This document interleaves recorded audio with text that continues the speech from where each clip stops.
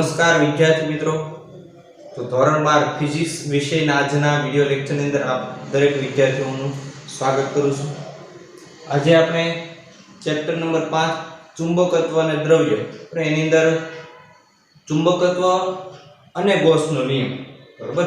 જેમ આપણે આગળના ચેપ્ટરોની અંદર વિદ્યુતના ચેપ્ટરો જે આપણે ભણી ગયા તો એની અંદર આપણે વિદ્યુત ક્ષેત્ર માટે છે ગાઉસનો નિયમ છે ભણી ગયા, બરાબર। તો એવી જ રીતે અહીંયા ચુંબકત્વ માટે પણ આપણે ગાઉસનો નિયમ છે જોવાનું છે, બરાબર।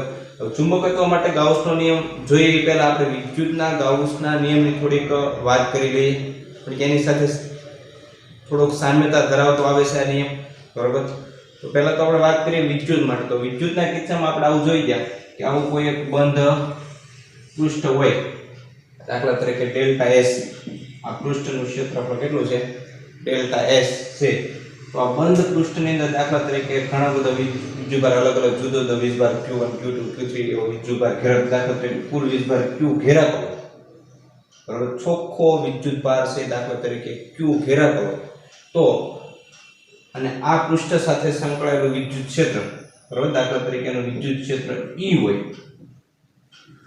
તો ગાઉસનો નિયમ છે વિદ્યુતના કિસ્સામાં કંઈક આવો છે કે E ડોટ ડેલ્ટા S બરાબર Q ના છેદમાં એપ્સિલોન 0, બરાબર। આવો આપણે વિદ્યુતના કિસ્સામાં છે એ ગાઉસનો નિયમ છે ભણી ગયા, બરાબર। કે કોઈ પણ તમને પૃષ્ઠ આપ્યું હોય તો E બંધ પૃષ્ઠ માટે વિદ્યુત ક્ષેત્રનું પૃષ્ઠ સંકલન, બરાબર, અને આપણે પૃષ્ઠ સંકલન સ્વરૂપે પણ લખી શકીએ આવી રીતના કે સમગ્ર બંધ માર્ગ પરનું પૃષ્ઠ સંકલન, બરાબર, E ડોટ ડેલ્ટા S બરાબર, ધારો કે નાના નાના અને આખા ખંડોમાં વિભાજિત કરીએ તો ડેલ્ટા S જેવા, અને તો કુલ આપણે આ બંધ પૃષ્ઠ પરનું વિદ્યુત ક્ષેત્રનું પૃષ્ઠ સંકલન લેવું હોય તો આપણે શું લખીએ? E ડોટ ડેલ્ટા S તો પૃષ્ઠ આખા બંધ પૃષ્ઠ ઉપરનું બરાબર શું આવતું? તો Q ના છેદમાં એપ્સિલોન 0, એમાં જે Q છે એ આપણે ઘેરાતો ચોખ્ખો વિદ્યુતભાર છે લેતા, બરાબર। તો આવો જ કંઈક ચુંબકત્વ માટે પણ ગાઉસનો નિયમ છે। તો જોઈએ હવે ચુંબકત્વ માટે ગાઉસનો નિયમ।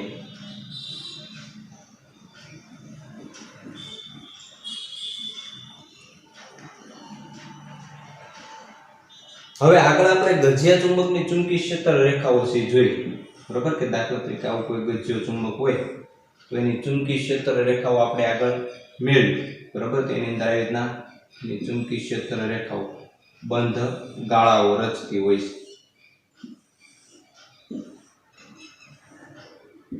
દાખલા તરીકે આ નોર્થ છે, આ સાઉથ છે, તો નોર્થમાંથી બહાર નીકળશે, બરાબર, આ સાઉથ થશે, આ નોર્થ, તો નોર્થમાંથી આમ બહાર નીકળશે અને સાઉથની અંદર દાખલ થતી હોય તો એવીની ચુંબકીય ક્ષેત્ર રેખાઓ આપણે આગળ ભણીએ।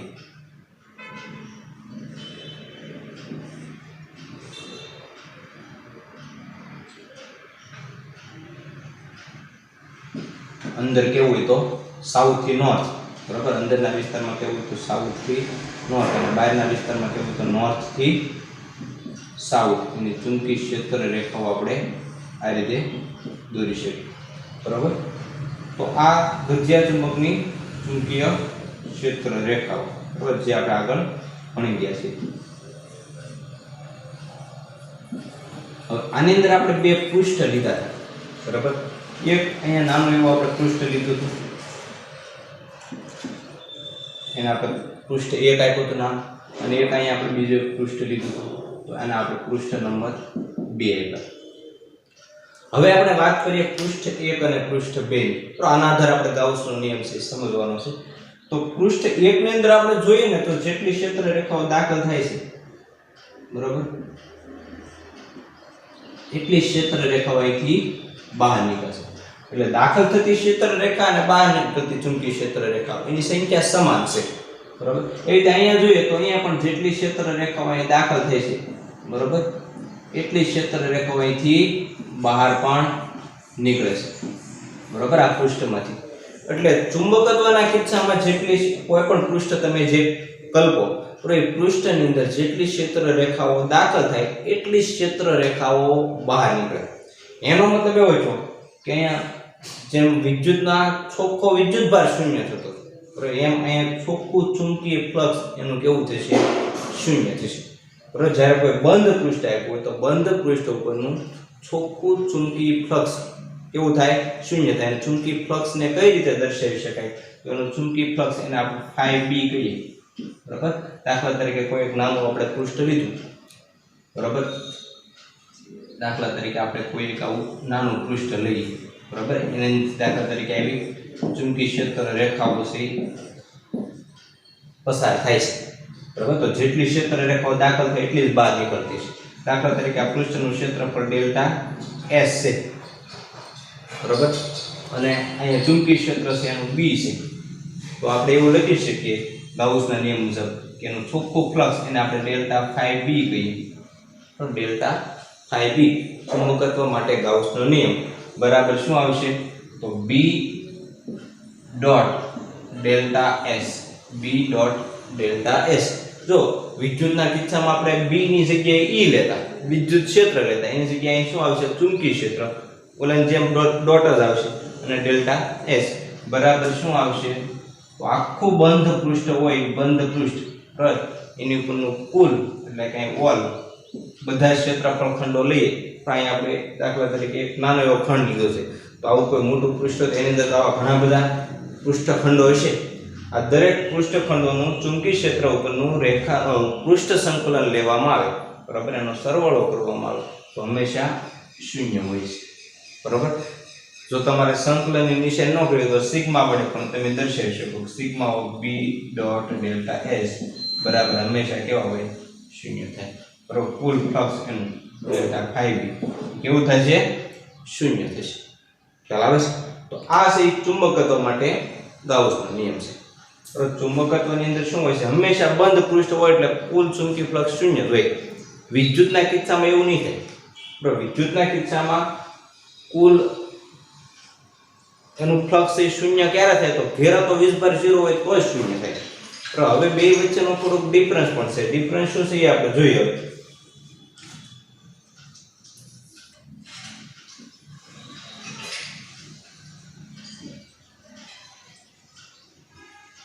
તો એની માટે હું પહેલા એક કોઈ ચુંબકીય ડાયપોલ આપણે લઈએ અને એની ચુંબકીય ક્ષેત્ર રેખાઓ દોરીએ દાખલા તરીકે કોઈ એક ચુંબકીય ડાયપોલ છે અહીંયા પ્લસ q છે અને અહીંયા માઈનસ q છે તો આની ચુંબકીય ક્ષેત્ર રેખાઓ આપણે આગળ દોરી હતી પ્લસ q છે એટલે બહાર નીકળતી દિશામાં આવશે એની ચુંબકીય ક્ષેત્ર રેખા ધન વીજભાર હોય તો આમ બહાર નીકળતી દિશામાં આવશે વિદ્યુત ક્ષેત્ર રેખાઓ છે ક્યારે બંધ ગાળા રસ્તે નથી બરાબર એની વિદ્યુત ક્ષેત્ર રેખાઓ આમ બહાર તરફ આવશે ધન વીજભાર અને બંધ ગાળો રચશે નહીં બરાબર ધનમાંથી બહાર નીકળશે ઋણમાં દાખલ થશે ધનમાંથી બહાર નીકળશે ઋણમાં દાખલ થશે આવી એની વિદ્યુત ક્ષેત્ર રેખાઓ આપણે દોરી શકીએ અહીંથી પછી ઋણ છે તો ઋણ વીજભારમાં શું આવશે તો બહાર દાખલ થતી દિશામાં આવશે તો એની ક્ષેત્ર રેખાઓ છે ધન વીજભાર હોય તો બહાર નીકળતી ઋણમાં દાખલ થતી બરાબર પાયની ક્ષેત્ર રેખાઓ આપણે દોરી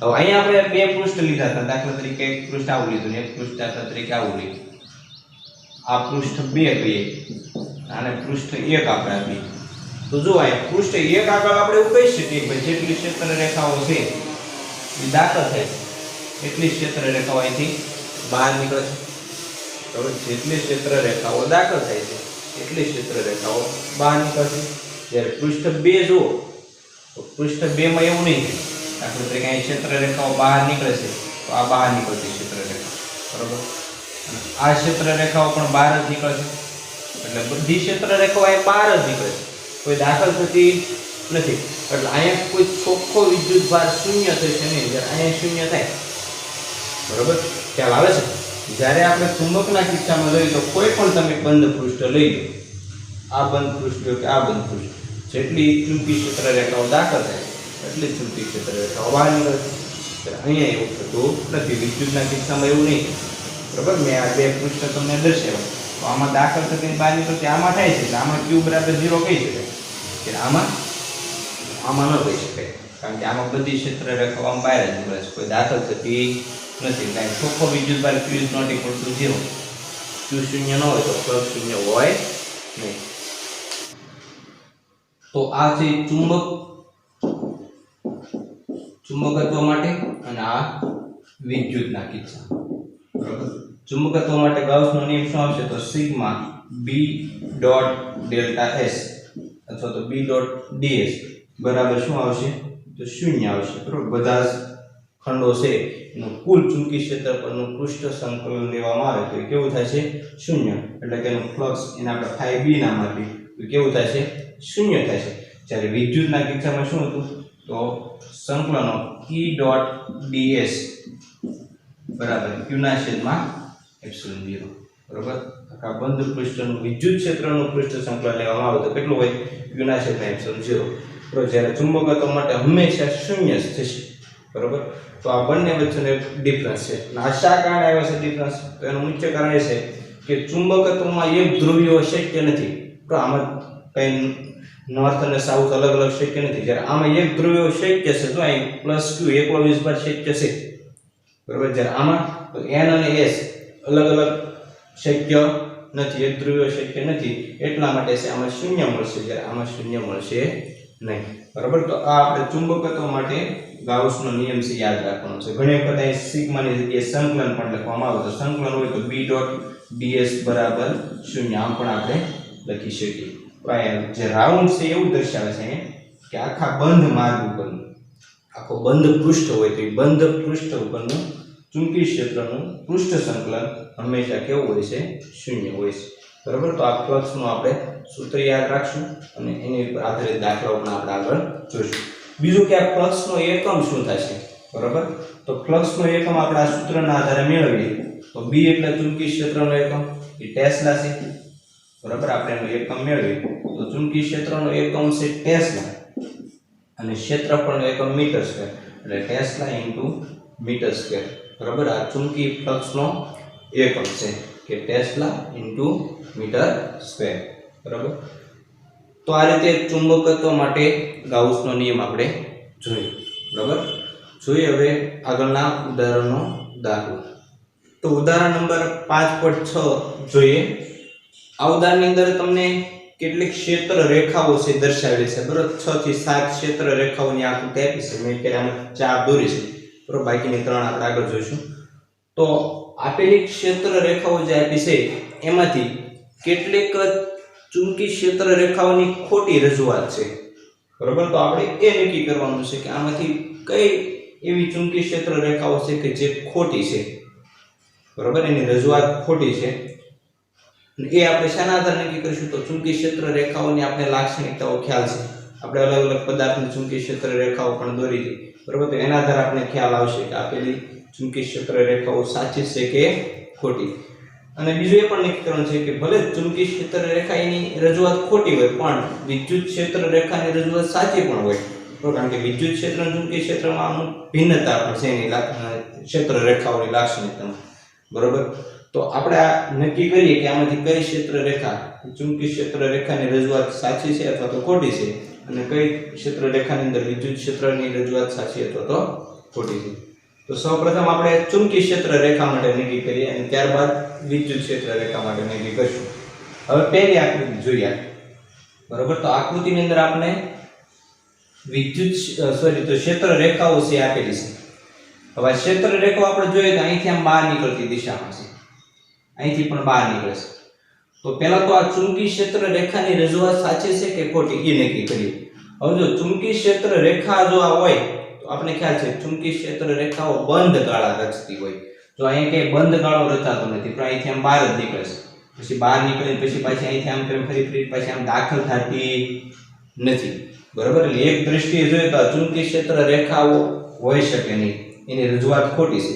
તો ચુંબકીય ક્ષેત્ર રેખા માટે આ રજૂઆત કેવી છે ખોટી છે બરાબર। બીજું એમ પણ કહી શકે કે ચુંબકીય ક્ષેત્ર રેખા ક્યારે બિંદુવત ઉદ્ગમમાંથી ન ઉદ્ભવે બરાબર, ચુંબકીય ક્ષેત્ર રેખા ક્યારે બિંદુવત ઉદ્ગમમાંથી ઉદ્ભવે નહીં, કારણ કે ચુંબકીય ક્ષેત્ર રેખા છે એની અંદર ચુંબક એક ધ્રુવીય શક્ય નથી। એટલે બંને રીતે જોઈએ તો ચુંબકીય ક્ષેત્ર રેખાની રજૂઆત અહીંયા ખોટી છે બરાબર। એટલે આપણે એ પણ માનતા જઈએ કે પહેલું ચુંબકીય ક્ષેત્ર, તો ચુંબકીય ક્ષેત્ર રેખાઓ કેવું હોય તો એ રજૂઆત ખોટી છે બરાબર। ટૂંકમાં લખું છું ચુંબકીય ક્ષેત્ર રેખાઓ છે એની આ રજૂઆત કેવી છે? ખોટી છે. એનું કારણ તો એક તો બિંદુવત ઉદ્ગમ ન હોય, બરોબર, ત્યારે ચુંબકીય ક્ષેત્ર રેખા બિંદુવત ઉદ્ગમમાંથી ઉદ્ભવી શકે નહીં. અને બીજું એક કારણ એ છે કે અહીં બંધ ગાળો પણ રચાતો નથી. જો ચુંબકીય ક્ષેત્ર રેખા હોય તો આમ બંધ ગાળો રચાવવો જોઈએ. એટલે ચુંબકીય ક્ષેત્ર રેખાની રજૂઆત આ કેવી છે? ખોટી છે. હવે વાત કરીએ વિદ્યુત ક્ષેત્ર રેખા. તો વિદ્યુત ક્ષેત્ર રેખાની રજૂઆત સાચી છે કે ખોટી? બરાબર, આપને ખબર છે કે વિદ્યુત ક્ષેત્ર રેખા ધન વીજભાર હોય તો બહાર નીકળતી દિશા, ઋણ વીજભાર હોય તો દાખલ થતી દિશા, અને બંધ ગાળા રચતી નથી. તો અહીંયા જો કે બંધ ગાળો રચાતો નથી અને આમ બધી બહાર નીકળતી. દાખલા તરીકે આ ધન વીજભાર છે, ઉધારી લે તો ધન વીજભારમાં બે બાજુ બહાર જ નીકળે. બરોબર, આપણે લાંબો તાર આપ્યો તો તારની વિદ્યુત ક્ષેત્ર રેખાઓ આવા આકારની આપણે મળે છે. તો એ આપણે આગળ જોઈ જાય. તો વિદ્યુત ક્ષેત્ર રેખા માટે આ રજૂઆત સાચી છે એમ કહી શકાય, કારણ કે આ વીજભાર ધન હોય તો બહાર નીકળતી દિશા આવશે બંને બાજુ. બરોબર, એટલે વિદ્યુત ક્ષેત્ર રેખા માટે આ રજૂઆત કેવી છે? સાચી છે. ચુંબકીય ક્ષેત્ર રેખાઓ માટે ખોટી, વિદ્યુત ક્ષેત્ર રેખાઓ માટે રજૂઆત સાચી. ખ્યાલ આવ્યો? ચાલો હવે એવી જ રીતે આપણે બીજી આકૃતિ જોઈએ. તો આ બીજી આકૃતિની અંદર પહેલા તો આપણે ચુંબકીય ક્ષેત્ર રેખાઓ માટેની રજૂઆત જોઈએ કે સાચી છે કે ખોટી. હવે જો અહીંયા ક્ષેત્ર રેખાઓ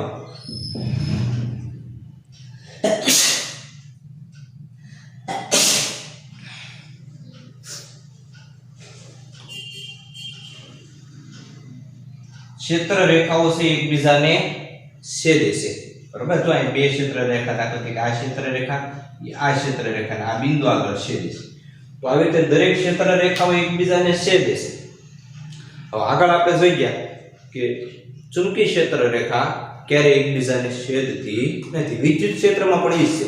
વિદ્યુત ક્ષેત્ર રેખાઓ પણ એકબીજાને ક્યારે છેદતી નથી. તો બંને માટે આ રજૂઆત કેવી છે? ખોટી છે. બરાબર, પહેલું ચુંબકીય ક્ષેત્ર, તો ચુંબકીય ક્ષેત્ર રેખાઓ માટે આ રજૂઆત ખોટી છે. બીજું વિદ્યુત ક્ષેત્ર, તો વિદ્યુત ક્ષેત્ર રેખાઓ માટે પણ રજૂઆત ખોટી છે. તો બંને માટે રજૂઆત ખોટી છે. શા માટે? કારણ કે અહીંયા ક્ષેત્ર રેખાઓ છે એકબીજાને છેદે છે. ક્ષેત્ર રેખાઓ ક્યારે એકબીજાને છેદી શકે નહીં. અને અહીંયા જો તો બંધ ગાળો રચે છે. વિદ્યુત ક્ષેત્ર રેખા ક્યારે બંધ ગાળા રચતી નથી. કે વિદ્યુત ક્ષેત્ર રેખા માટે તો આ રીતે જોઈએ તો પણ એ રજૂઆત ખોટી છે. બરોબર, તો બંને રીતે જોઈએ તો વિદ્યુત ક્ષેત્ર રેખાઓ અને ચુંબકીય ક્ષેત્ર રેખા બંને માટે રજૂઆત કેવી છે? ખોટી છે. ત્રીજી આકૃતિ જોઈએ. તો આકૃતિ જોતા આમ ખ્યાલ આવી જાય કે શેની રચના છે? તો ટોરોઇડ ની રચના છે. બરાબર, આગળ આપણે સોલેનોઇડ અને ટોરોઇડ ચેપ્ટર નંબર 4 ની અંદર ભણી ગયા. તો સોલેનોઇડ છે, બરાબર, એને એના બંને છેડાને જોડી લો તો જે આકાર બને એને આપણે ટોરોઇડ કહીએ છીએ. બરોબર, હવા ભરેલી ટ્યુબ જેવો એક આકાર બને છે, અથવા તો મેંદુવડા જેવો આકાર બને. તો હવે આ ટોરોઇડની ચુંબકીય ક્ષેત્ર રેખાઓ આપણે આગળ ભણી ગયા. બરાબર, તો આપણે ખ્યાલ છે કે એકના બંધ ગાળો રચતી હોય વર્તુળાકાર જ આપણે જોવા મળતી. બરાબર, તો એના આધારે આપણે ચોથા ચેપ્ટરના આધારે કહી શકીએ કે આપેલી ચુંબકીય ક્ષેત્ર રેખાઓની રજૂઆત કેવી છે? સાચી છે. અહીં બંધ ગાળો રચાય છે એટલે ચુંબકીય ક્ષેત્ર માટે રજૂઆત કેવી છે? સાચી છે. બંધ ગાળો પણ રચે છે અને વર્તુળાકાર માર્ગે. બરાબર, ટોરોઇડનું કોઈ કેન્દ્ર હોય તો કેન્દ્રની આજુબાજુ છે વર્તુળાકાર માર્ગે એના બે જે ભાગ હોય છે એની વચ્ચે ચુંબકીય ક્ષેત્ર રેખા હોય છે. બરાબર, બે કોર જે હોય છે કોરની વચ્ચે આ ચુંબકીય ક્ષેત્ર, કોરની બહાર પણ નથી હોતી અને અંદર પણ નથી હોતી. અહીંયા ચુંબકીય ક્ષેત્ર રેખાઓ ક્યાંય છે નહીં અંદરના વિસ્તારમાં, અને બહારના વિસ્તારમાં પણ નથી. તો વચ્ચેના ભાગમાં ચુંબકીય ક્ષેત્ર રેખાઓ આવેલી છે અને એ પાછી વર્તુળાકાર છે, જે આપણે આગળ ભણી ચૂક્યા છે. એટલે ચુંબકીય ક્ષેત્ર રેખાઓ માટે આ રજૂઆત કેવી છે? સાચી છે.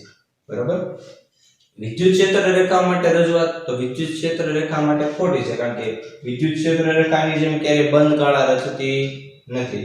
બરાબર, એટલે વિદ્યુત ક્ષેત્ર રેખાઓ માટે કેવું હોય તો એની માટે રજૂઆત કેવી છે? ખોટી છે. ચુંબકીય ક્ષેત્ર રેખાઓ આ પ્રકારે આવી શકે, વિદ્યુત ક્ષેત્ર રેખા આ પ્રકારે આવી શકે નહીં. બરાબર, ત્યારબાદ જોઈએ હવે ચોથી આકૃતિ. તો આકૃતિ જોતા ખ્યાલ આવી જાય કે શેની રચના છે? તો સોલેનોઇડની રચના છે. બરાબર, કોઈ એક અવાહક હોય એની ઉપર આપણે છે વર્તુળાકાર આમ તારને વીંટાળી દઈએ. બરાબર, તો જે આકાર બનશે એને આપણે સોલેનોઇડ કહીએ છીએ. તો એક સોલેનોઇડની રચના છે. હવે એની માટે આ ચુંબકીય ક્ષેત્ર રેખાઓની રજૂઆત સાચી છે કે ખોટી?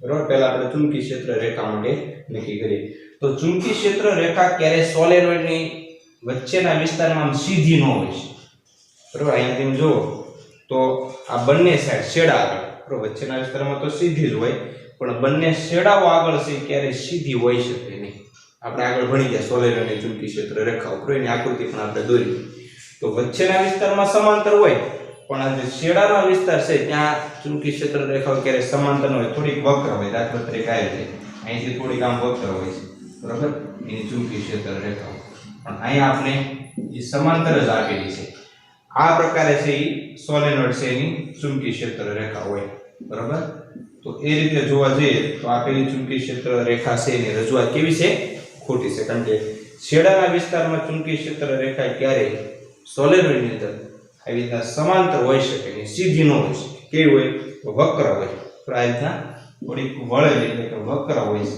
એટલે એ પ્રકારે જોઈએ તો અહીંયા ચુંબકીય ક્ષેત્ર માટે આ રજૂઆત કેવી છે ખોટી છે ચુંબકીય ક્ષેત્ર એની માટે રજૂઆત કેવી છે